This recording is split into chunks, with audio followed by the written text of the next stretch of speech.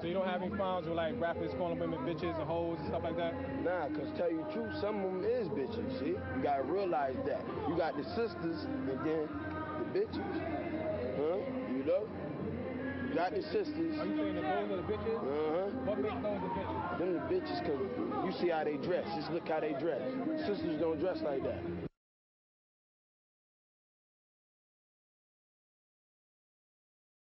You gotta realize that. You got the sisters and then the bitches. Huh?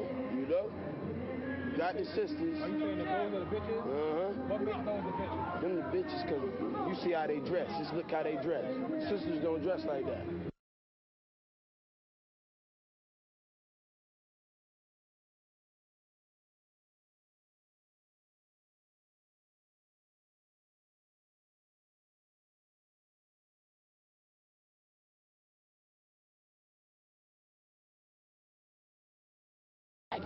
I called the women over to see what they had to say about being called bitches and hoes because of what they were wearing.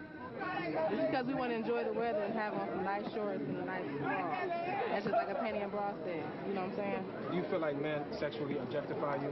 That's a man for you, though. So you don't have a problem with men who objectify you at all? You know what I'm saying? Or that focus on your body parts? That's their opinion. That's their problem. Okay, how do y'all feel about images of women in rap music? Well, if it's not really directed towards you personally. It's just what they say. Sex sells. If you don't take offense to it, then hey. You don't have like a problem with dudes referring to you as like bitches and hoes? But I know he's not talking to me. I know what I am. Right. Describe a certain female.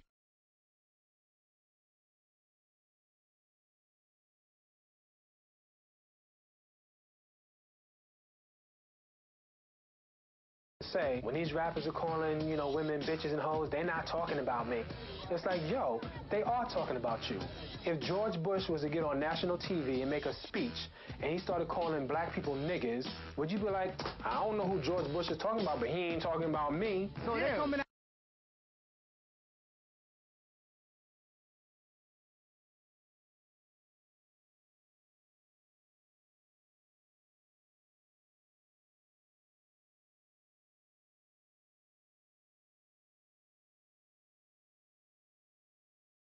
Those images are everywhere as well. Those images are in advertising, those images are in movies, those images are in TV programs. The really negative thing about music videos and about advertising is that that is the only way in which women are presented. I think it has a lot to do with boys figuring out early that girls are there for us to sexually objectify or to be our plaything.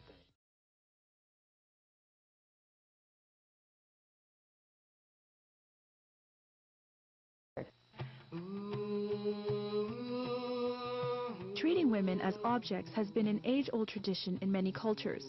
In the West, images of beauty and youth have dominated the minds of women and men even before the days of Venus and Cleopatra.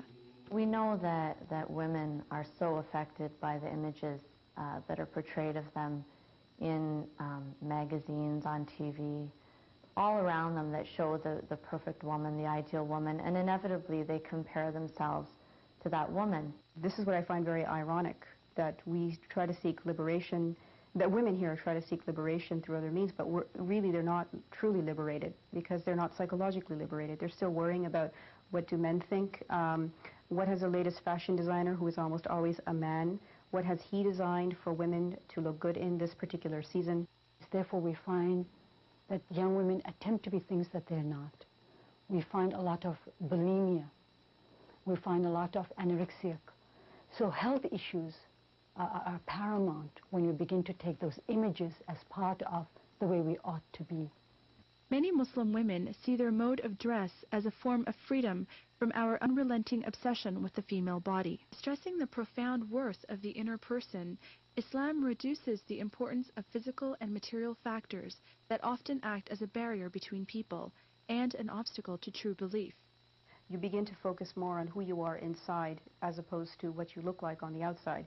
That doesn't mean that you don't give beauty its place. Everyone, I think beauty has its place, but I don't believe it's the main goal for any human being, male or female.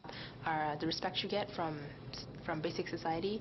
Sure, there are a lot of misconceptions out there and a lot of stereotypes about Muslim women, but still, when a lot of the non-Muslims see hijab, it's almost like an instinctive feeling of respect for the hijab, maybe because it's different and it's something they've never seen before, or I don't know, maybe they just realize that it is something to be respected.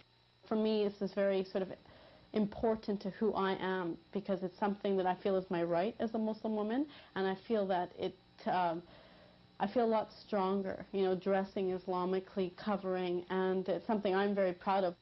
Rather than spending all day sort of preparing yourself for putting that body out there in front of public view, is your body in good enough shape? Is your hair the right color?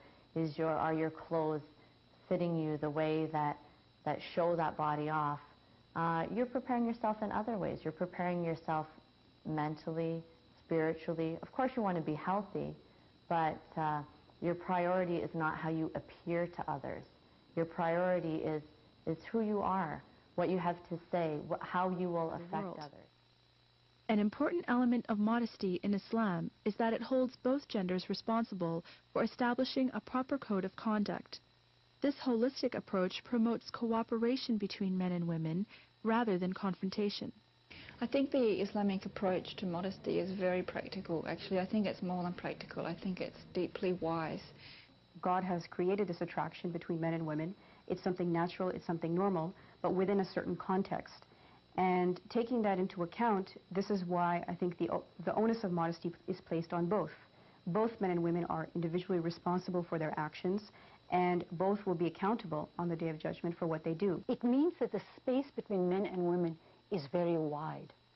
And it means, therefore, that if I'm a man or a woman, across gender, Islam prohibits the touching, the gazing, the leering, the slurs, the jokes, the remarks, which are demeaning or disrespectful to man or woman.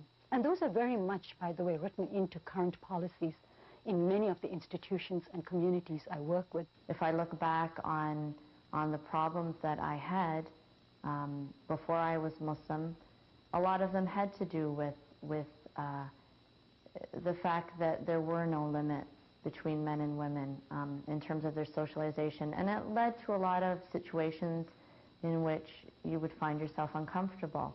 Those things are solved in a Muslim community in which Muslim men and women observe those limits. One person in high school, he once said to me, you know, I think it's basically male oppression that you cover your face. And I said to him, well, if I'm oppressed, shouldn't I feel oppressed? Another traditional form of hijab for women that's been part of Muslim society from the earliest days is niqab, covering the face.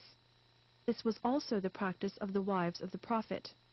As I was growing up, the wives of the Prophet were always role models for me. I guess I wanted to be like them and to associate myself with them as distinctly away from the people that I see that are used as role models today.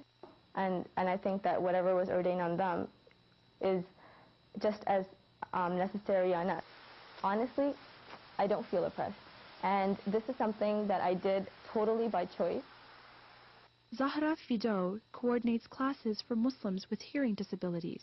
In most cases, as a matter of fact, the hijab has been a benefit and a good impact on the things that I wanted to do. For example, when I was learning sign language, I attended a night class, 3 times a week, and I had many people, many members of the classroom come up to me and tell me how I have such a high self-respect for myself and such a high self-esteem, and that they felt so comfortable being with me at all times, which made me really feel good, because I never thought that they would actually come up and say such things. But it amazed me that these non-Muslims had actually respect for me, because I was wearing hijab and I was obeying the rules of my religion.